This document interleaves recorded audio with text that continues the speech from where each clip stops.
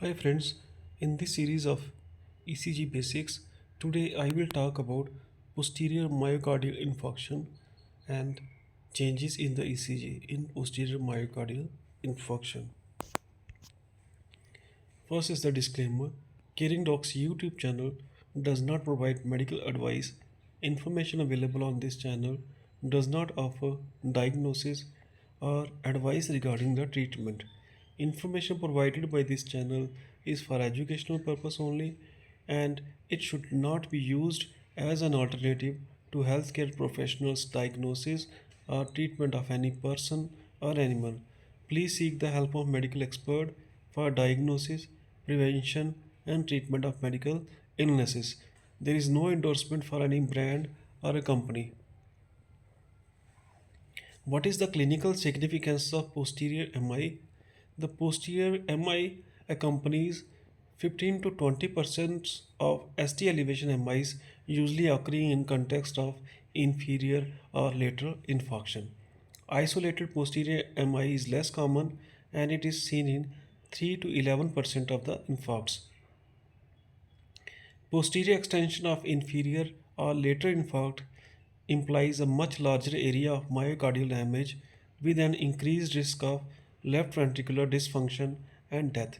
Isolated posterior infarction is an indication for emergency coronary reperfusion.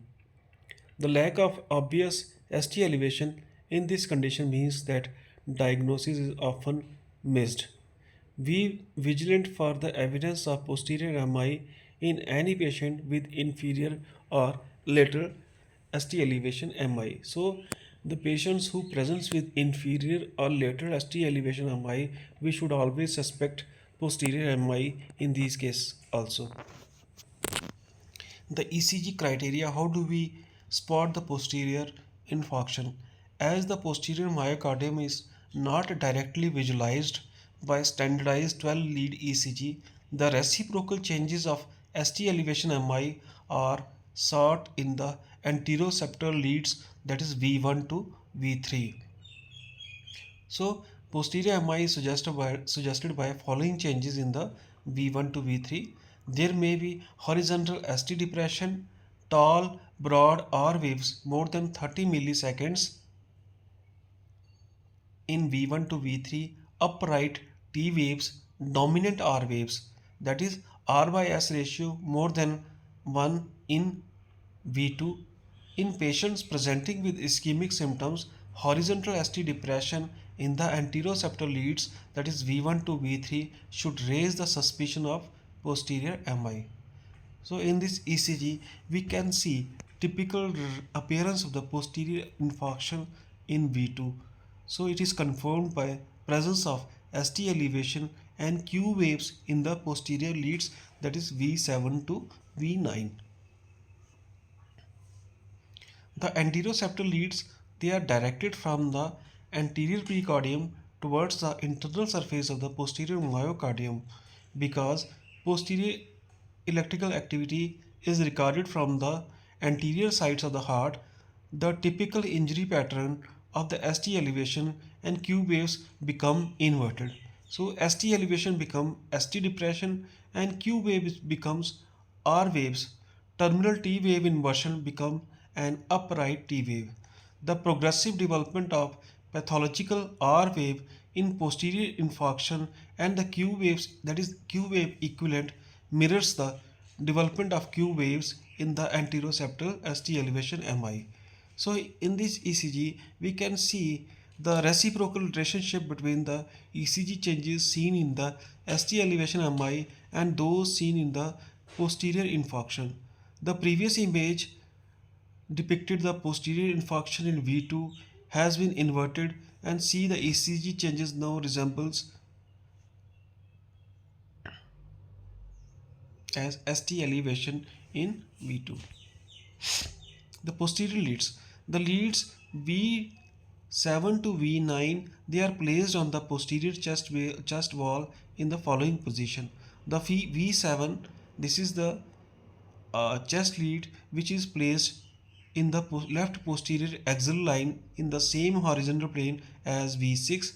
V8, the tip of the left scapula in the same horizontal plane as V6, and V9 left paraspinal region in the same horizontal plane as V6. The degree of ST elevation seen in V7 to V9 is typically modest, and note that only 0.5 mm of ST elevation is required to make the diagnosis of posterior MI. In this ECG, we can see inferior lateral ST elevation MI with the posterior extension. Here we see horizontal ST depression in V1 to V3, tall, broad R wave more than 30 milliseconds in V2 to V3, and dominant R wave, that is R by S ratio, is more than 1 in V2. And also we notice upright T waves in V2 to V3.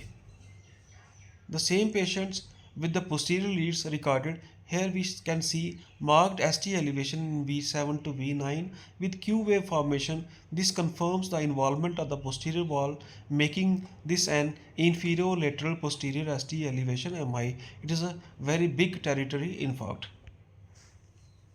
So the posterior MI in this ECG is suggested by ST depression in V2 to V3, tall broad R waves more than 30 milliseconds in V2 to V3, dominant R wave, that is R by S ratio more than 1 in V2, upright terminal portion of the T wave in V2 to V3.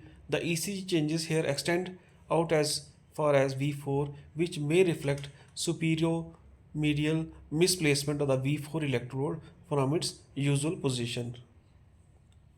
So same patient with posterior leads recorded shows infarction, which is being diagnosed by the presence of ST segment elevation of more than 0.5 mm in lead V7 to V9.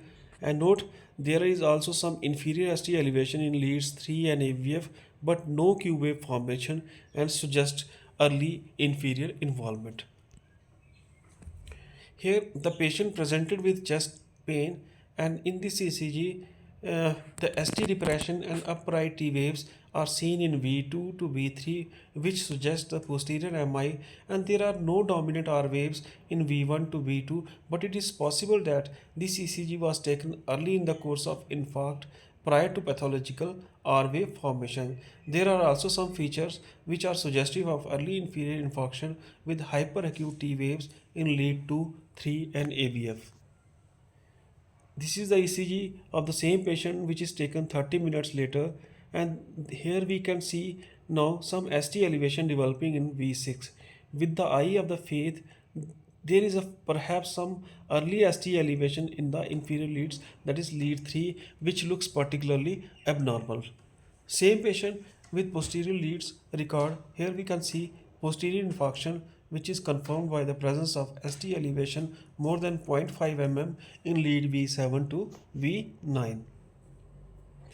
Patient presenting with central chest pain. Here we can see inferior ST elevation MI with posterior extension with extensive territory involvement. This is ECG which flip ECG confirms V2 ST elevation MI changes of posterior AMI. Same patient with posterior leads record in the V8 to V9, we can see the changes.